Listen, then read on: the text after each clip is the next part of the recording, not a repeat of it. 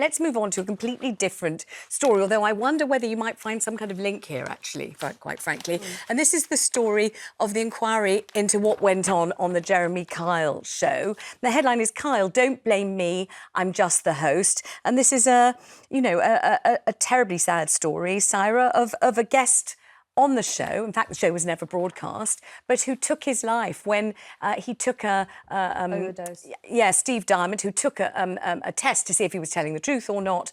He said he hadn't sexually cheated on his partner, and the test showed that he wasn't telling the truth. And this is about duty of care within broadcasting to a certain extent as well. So Jeremy Kyle now is denying humiliating his guest, Steve Dymond, but there apparently is footage to show that there was argy-bargy going on. Well, let's have a look at afterwards. it, because we do have an unaired clip from the Jeremy Kyle show. It's been released now for the first time, and it shows the interaction between Steve Dymond and the host, Jeremy Kyle.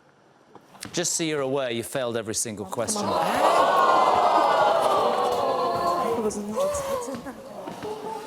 Oh, my God, I was never unfaithful. Gotta go and talk to her. I find it quite interesting that the audience thought you were telling the truth. I wouldn't trust you with a chocolate button, mate. Honestly, you are. I don't think you even know what the truth is. Don't start crying, mate. I can't. The hardest thing of my job is I'm paid to read it out. You asked us to do that. Why would you fail? Darling, take a breath. Why would you fail? I haven't been. Have you lied about anything in that test? Good Lord, I should just say that in a previous incarnation, I was the person that started that show, the very first ever Oprah Winfrey style. Yeah, just very different approach. Way back in 1994. Jeremy Kyle is saying that he was just doing a job, he was just portraying a role, he was just kind of doing as directed by the production team. But having started that very show at ITV in 1994, my contention would be you bring your own personality to the show, and if you choose to be a hectoring and kind of aggressive denigrator of your guests, to some extent that's up to you. Look, when it comes to suicide, just firstly, Mind and other charities always make it clear you should always be careful by not attributing it to one cause. When people kill them, take their own lives, there can be different factors which we don't know. That said, this is once described by a judge as human bear baiting. And what Jeremy Kyle's show became known as for a very long time was getting often very vulnerable people, often people actually from pretty poor backgrounds, putting them on television and humiliating them and turning that into a spectator sport. We're used in the medieval period, we used to put people in the stocks and throw vegetables at them. And that show basically was that, wasn't it?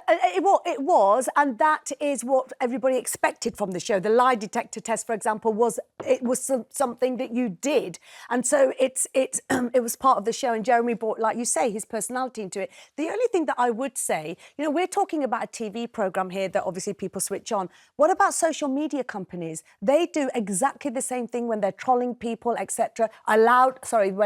When they allow people to be trolled for a long time. But that has led to suicides. That has led to young people killing themselves. And what I'm trying to say is that I welcome the investigation and the inquiry, but I think it needs to be not just on TV, but across all media to make it fair. Because I get that, but when you look at that, I mean, obviously now, given we know what happened, you look at that and it seems really out of date and uncomfortable to watch, doesn't it? If you look at it, you just think, why was that allowed on television? Honestly, because you think to yourself, we don't know, but I don't want to be, preempt this inquest, but you look at that and think, something bad's going to happen at some point. Because if you're getting so many vulnerable people on television and humiliating them in front of a studio audience who are booing at you, come on. But I'm very nostalgic for the days when we used to do Britain's Meanest Husband, and I've had enough of a British bulldog. I want an Italian stallion. We used to do rather jolly sort of seaside postcard saucy shows that were good fun, is what I remember most of the time.